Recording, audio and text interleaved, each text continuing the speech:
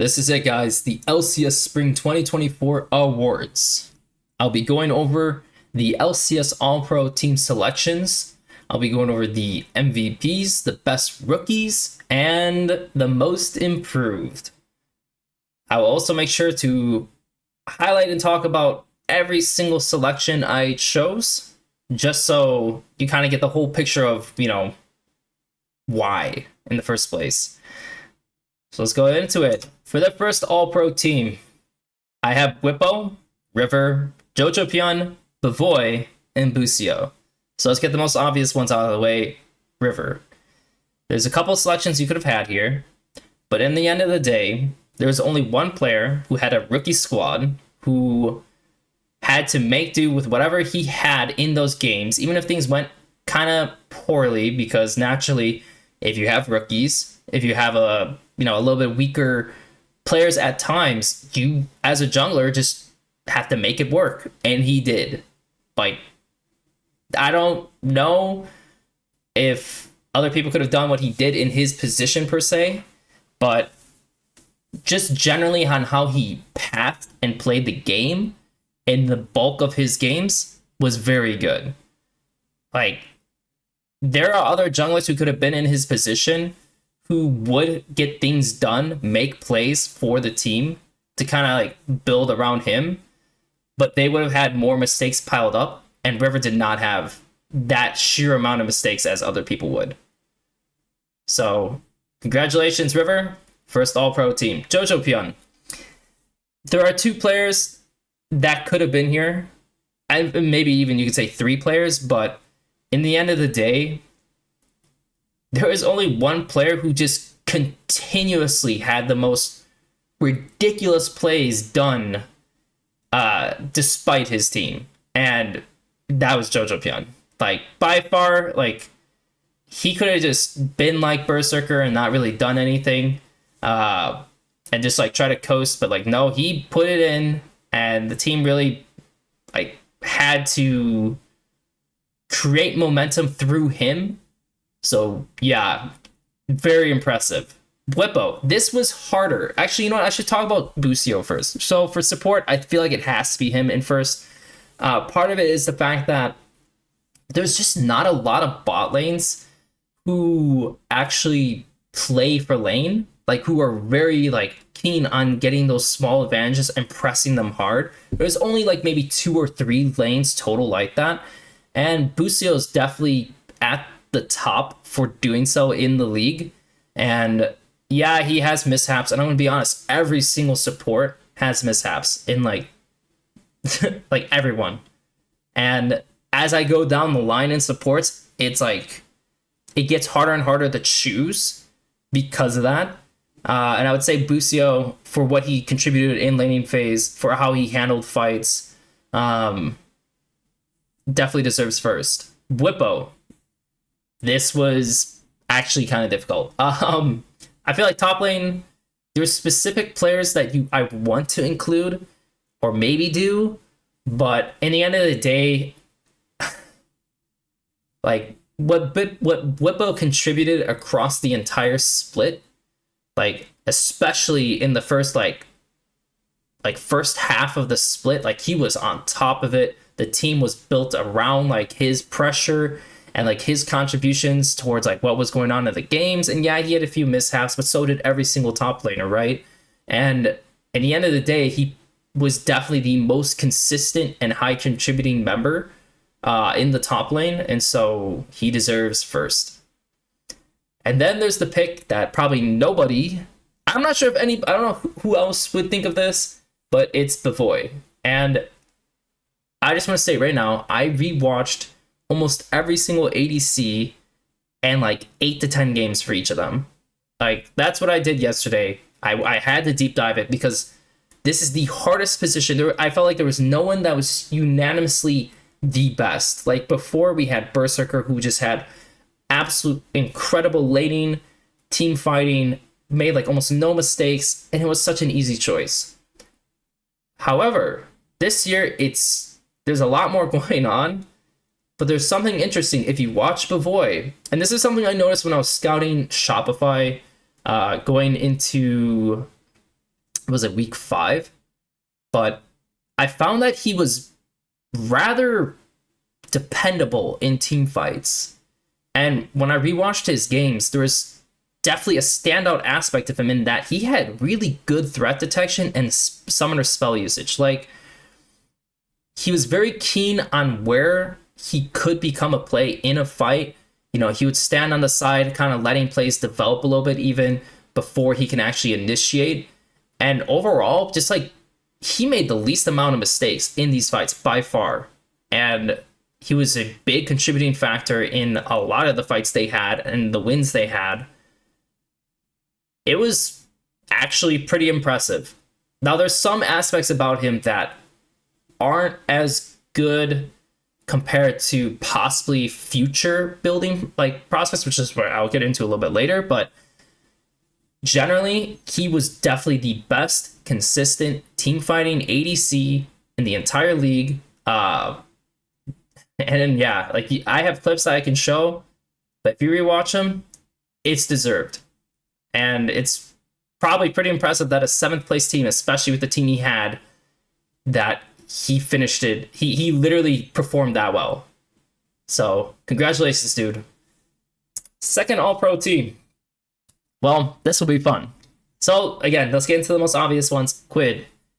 Incredible season. Like, just...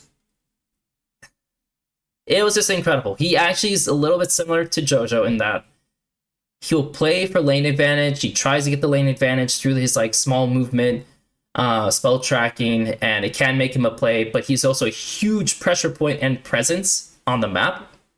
And what really stood out from him besides that like aspect, because I will say he definitely had laning phases, even when he versed like JoJo, that he would go down in CS. But his team fighting was just on point. Like, especially his Talia and some of the games they had, there was no business of them ever winning without Quid like outplaying. So a lot of 100 Thieves, like, they kind of built themselves around very early on the mid jungle. Like, they heavily depended on Quid's performance from the get-go with River, and it only got better over time. Yeah, definitely second all-pro. Inspired. I think this was a pretty easy choice. His style, he plays a very optimal style in that if you have the necessary good laners, like, he will be good. He will be smart about it. At the same time, he just didn't also like... I feel like in certain situations, he wasn't making the right reads or starting the right fights. And he also had some interesting deaths at times. But generally, if I compare him to like the rest of the squad outside of River, like, yeah, he's good. Like, he commands. He's also like I said, when I say smart, I mean, like, I remember there's a game they were behind and they made a really bad play. I think they were playing Sejuani Blitzcrank, and they made some iffy plays in the bot lane that he should have known better. But he was the one who identified a core mistake that his opponents made in mid lane. I think it was against Shopify. Yeah, I think it was against Shopify in mid lane. He was the only one who recognized the timing. It was like probably your last ditch timing to win, and he went for it. And if it worked, they would have like came back in the game. Like, you gotta be a good player, a smart player, to be able to like think of these situations and take them, and he could do that. Sniper. This is... I was not 100% sure about this one, and I think that's mostly because I feel like his first 4 or 5 games were okay. Like, especially in the early games, like the initial like 2 or 3 games, like I felt like his fighting was pretty poor. Like, didn't really contribute much in the end. Yeah, his laning phase was like fine. Like, he definitely got solo kills. Like, even like I think within his like second or third game, like, he was actually picking up a solo kill or two, which is why, like, it's not like I feel like he just was completely like dead, but like in fighting wise, it wasn't so great. But over time, you know, after he kind of got over the hump after the first 4 or 5 games, and like I said, he still had some contributions there, but it wasn't like heavy contributions. Like, he just kind of went off. Like, he became the guy. Like, for 100 Thieves, like, they had mid jungle, and the second Sniper started performing more, especially in fights, that kind of solidified the team as becoming like what it was. They still struggled against FlyQuest, but like against the rest of the teams, like yeah, like this trio really pushed through. So I felt it was, no matter what, I would have put him in third place at worst. But comparing him to players like Impact, and like I said, a lot of top laners have like off games as well. It's not like Impact had a good game every game. I felt like the Impact sniper had across the split. Deservedly put him in second. Masu and Busio, like I said, these are just one of the only bot lanes who actually play to win, like their lane actively and get those small leads. But more specifically with Masu, he's one of the few ADCs who will take the moment at hand. Like, oh, I have this advantage with my spells. I know they made this mistake in the fight, and he takes it to them. It's a very, I don't want to say it's a rare thing to have, but when you have it, it's noticeable. Like, you will know that this guy will punish you hard for it. And Berserker was doing this last year, not this year. At least the way Berserker reads the situations this year, it's pretty poor. But Masu is reading them pretty well. However, while I do say pretty well, he did get a rather large sum of like core mistakes in games too. And that's kind of the big difference maker between him and Bavoy, that I felt like Bavoy, again, was much better contribution-wise across the board compared to Masu. And that's fine, because keep in mind, Masu is his first split in LCS. If he was top of the board already, like, oh my god. That'd be crazy. But so far, no, he's not there yet. But very impressive split for him. And if he like improves in these other aspects, yeah, like he's gonna look like Berserker. Like, he's gonna be the guy who can play laning phase well, play team fights well, and not make those mistakes. So really good for him. Core JJ support. Like I said, this, I felt like support and ADC were pretty difficult to figure out at times, and with Core JJ, he's just pretty consistent on having impact in every single game he plays in. Like, he's in the game every game for sure. And I never felt like there was games where there's running it down, and then there's like running it down, and he never hit that point. There are definitely supports who hit that point, and a lot of them hit that point, but I feel like he never did, and he kept his level to a reasonable point that, like, yeah, he is one of the supports who will play for lane advantage, especially on Ashe. Like, he will trade his HP on you when he has jungle coming his way and make sure that they can do a dive or do something interesting. He'll roam from base to top lane if it looks good with impact. A lot of TL's like strength came from the fact that they're Koreans. They're Umti, Core JJ, and Impact were able to kind of work so well together and make plans. And yeah, he was a huge factor in that. So congrats, Core JJ. Third all-pro team. Okay, I just want to say right now, I included 2 ADCs in this because it was super hard to make a decision, and it's not my fault, it's their fault. But before I get into that, let's go with jungle. So jungle, I was between Umti and Contracts. I think Contracts at times had some incredible games. I know he had a Vi game that I was just like, I think he team fought as Vi, this is definitely the best Vi in this, like, the LCS. Like, his approach and his outplay with it, I was just like, yep. But then he has games where he just runs it down.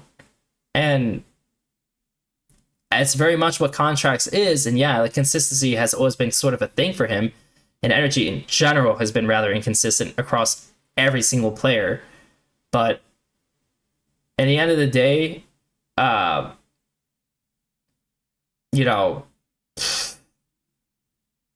Umti did and brought to TL, like, so much of this team was focused around him.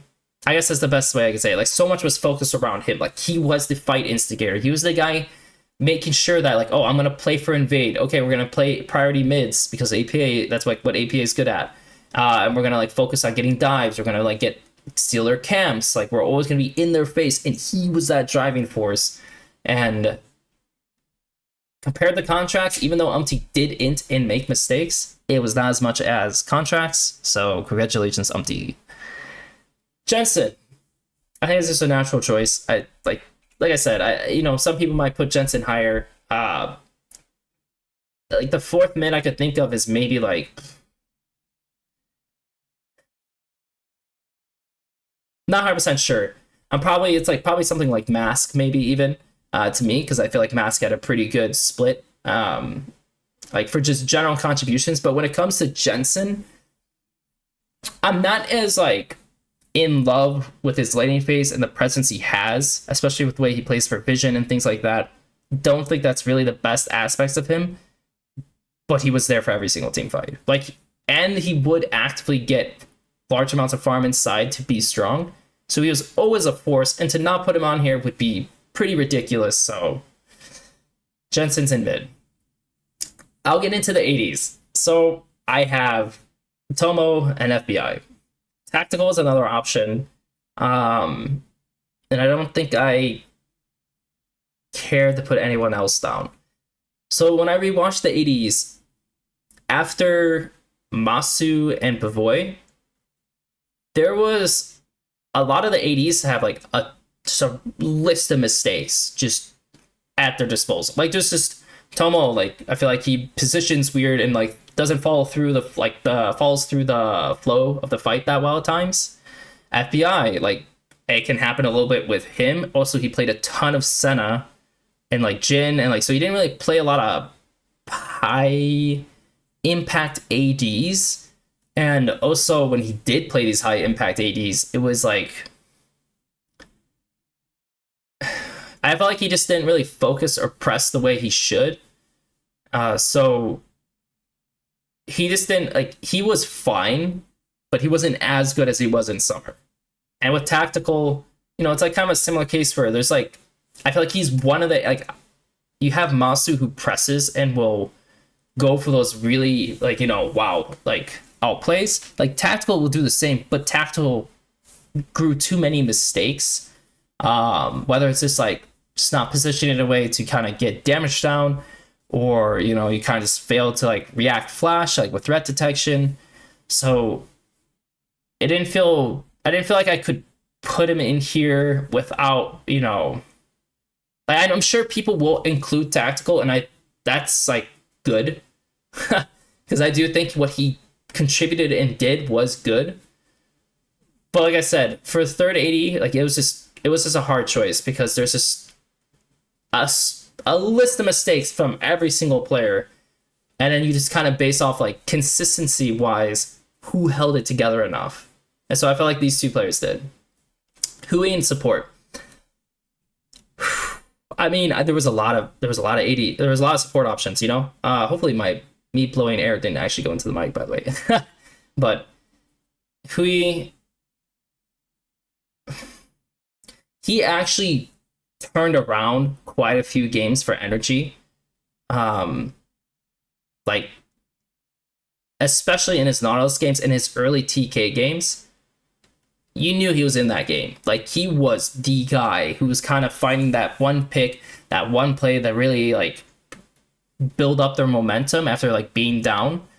And even though there's guys like Ole who, also like not I want to say equally, but also did have his moments of like being the guy. And even like Isles to a degree like was pretty consistent. I just felt like the impact that Hui had across the board, across the split, regardless of the terrible deaths he had, deserved the third slot. And then of course, this was for top lane. It's between Rich and Impact. I chose Rich. I chose Rich because I felt like as an individual, if he's on top of his game and his team is playing correctly with him or playing correctly in the game, I think he's the best top laner. Like individually, like if that like if all those things align, I think he's the best top laner. But I can't put him in first all pro because in the end of the day, there are games that he could have done far better on, but he kind of fell off in those. At the same time, there are games that he has that are just like, holy shit. They literally won just because of this guy. Like, his Poppy game, they lost, but that was some incredible in-out fighting by him, and he completely decimated the lane. You know, he has a Cassante game. I forgot what it was against. Might have been against TL. I'm not 100% sure, but again, like he just... Oh no, again, it was against Energy, actually. Yeah, it was against Energy, and they had Smolder, and he's literally solo won the last fight. Like, he is really good, but he's just not consistent enough.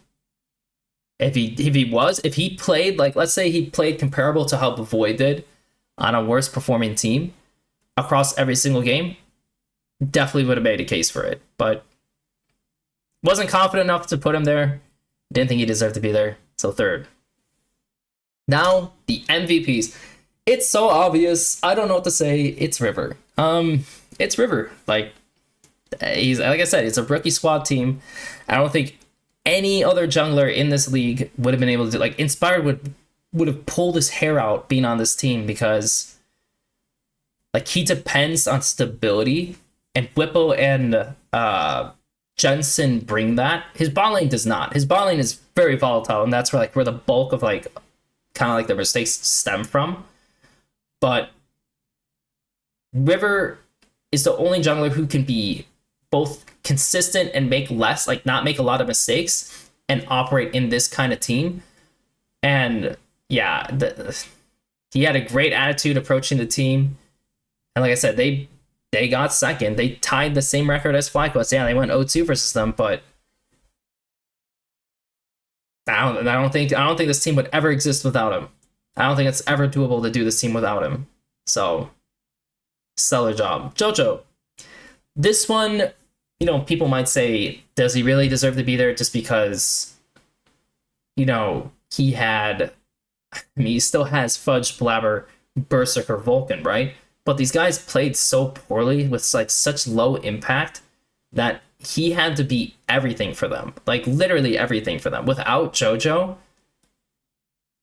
you know, I will say this, without JoJo, and let's say it was some other like more tame mid, perhaps C9 would have had a more interesting identity, more like thorough identity. Maybe Berserker would have felt like he still had to be the man, and that motivation or whatever was going on would have kept him in his form. I don't know. There's a lot of variables. But in the end of the day, you know, if we look across all the games and you remove JoJo, this team is just going to roll over even more. Like, he had to make some crazy plays to win some of these games. So JoJo's in second. Third, Inspired. The team that they formed with Whippo, with Jensen, like, the way these guys play, like, Inspired's a great pick for them already.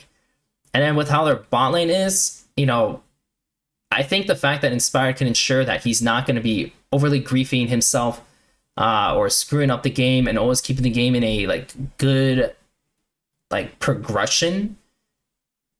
And I'm not sure exactly how much he adds for, like, you know, how much mid comms or like how bot comms or whatever, but I am sure the way he navigates the game and plays for this team makes him essential for these guys to operate. And he's done it before on EG, and now he's doing it again on FlyQuest, so I'll put him in third. The best rookies. So I hope to God these guys are all rookies. I didn't like fully check, but I'm gonna assume Quid is a rookie, and so Quid, because I know Quid like played like initial games in summer, but I don't really count that. It's Quid. From the get-go, he was on top of it. Like, he was so good.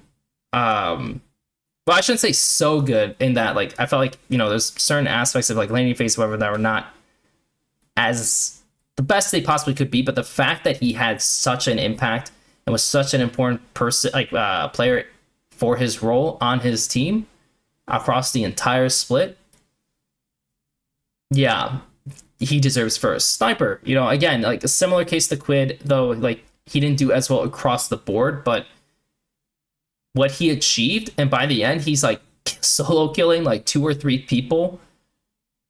Yeah, he definitely is way up there as like a top end rookie for this split. Mask, what I want to say about Mask is that if you look at how he was and how he operated, my team is not like the best team per se. Like we didn't perform the best, and for what Mask is and did, he always pulled pressure. He had high presence. He had good laning. He always contributed in fights. Like he was there. Like he's literally up there with the rest of these mids. It's just, I feel like there's such times where like maybe he just died a little bit too much, or maybe he, made a little error, right? But he's there, and give our team a little bit more time, and maybe in the summer split for this best rookie, he's gonna get to the top. Masu, again, I think with Masu, like he had good contribution, but there's also definitely a set of games, and then also just like plays that were also not so great. So he kind of sits a little bit lower as one of the best rookies for this split. And again, like Quid and Sniper doing as well as they did, and then Mask against like the mid laner set that they like, because the mid laner like set, like the base level of mid laners, I feel like is definitely better than the base level of bot laners. Just like how I think the base level of top laners is a lot better than the base level of bot laners. So I think he did fine. He did good, right? I shouldn't say fine. I think he did good. But again, not to the level and impact that would warrant him to be at the top. And then Castle, I think Castle, he had a slow start to the split, but then over time, especially in certain games, like he just killed it, absolutely killed it and dominated. And I think given more time for him, like he will definitely be there as well. Assuming we grow and go the right direction, he'll be there, right? I don't want to say like it's gonna happen no matter what. Obviously, it's based on also your team and how your team is operating. But I think it was a very solid split for him in the end. Like I said, like you're gonna have some like iffy games now and then, but pretty solid split. Most improved. So I think it's Sniper in the 1. I think that's very fair because, like I said, I feel like his team fighting and the way he approached fights was not good. Like it was just kind of, I don't know, he just didn't really have much impact in those situations. But I could see at times that he sort of had an idea on what he wanted to do with flanks. By the end of the split, if you look at how he was doing, it's night and day. Like he would literally draw pressure and bait and pull the enemy team while on the flank without full committing, and then he would go in and actually create a situation. The fact that his laning phase has now just kind of been good, and his side laning there's less deaths. Yeah, like easily most improved. Castle, like I said, I think he also had not the best start to the split, but over time getting more comfortable and the way he played, he started taking over in lane. He started doing having good fight takes. I do think his flanking is still not like the best per se, but generally he improved a lot and definitely noteworthy. Tomo, 3rd. Tomo, I mean, he's been in NACL for a long time, and then he jumped to Dignitas for LCS. And I think it was not the best Dignitas teams, especially like for him to operate in. And this is the first split where like the team is not half bad. Like Rich and Dove all have pretty high presence and pressure, like slash pull. I don't know why I say slash pull, but like pull to create like almost like taunting them to attack them because they're just in your face, and this gives Tomo space to actually play the game. And he's been playing a lot more like team fight focused kind of picks, but it's working. And clearly you can see that, like, you know, he's putting in the work and it's showing, and the team's not doing half bad. So congrats, Tomo, third. Ayla, fourth. You know, this guy had really rough splits in LCS. And even though there was like some execution situations during this split by him that I was like, I don't think you should make that mistake ever. Especially at this level. At the same time, it got better. Like, he still was going for these flanks, executing, contributing. He's not a primary driving force per se for the team, but him improving has been a really big help for the squad. So fourth place. XQ.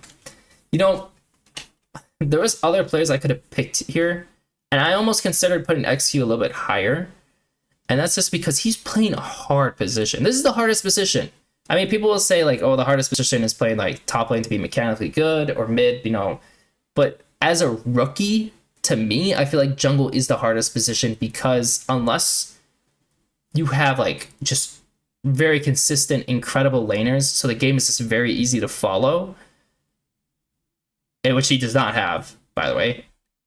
Like, it's not easy. Like, you are literally the quarterback. And most good teams have a fantastic jungler. Like, that's like almost every team that wins worlds typically has a very like good jungler. So for him, you know, to play against the level field like that he has, and I feel like the jungle level is actually not half bad. Yeah, I think he did pretty well. I think he definitely showed like he knew the timers that he wanted for like control. He wanted to make plays still. Like, he didn't get demotivated when plays didn't go his way, even though, like, yeah, like, there definitely was some in-team moments, but he didn't let that phase him. And he continued to push through, pick up Ivern and things like this. It was good. It was a good split for him. So that is all the rewards I have to give out for the LCS 2024 Spring Split. Thanks for watching, guys. Make sure to like and subscribe.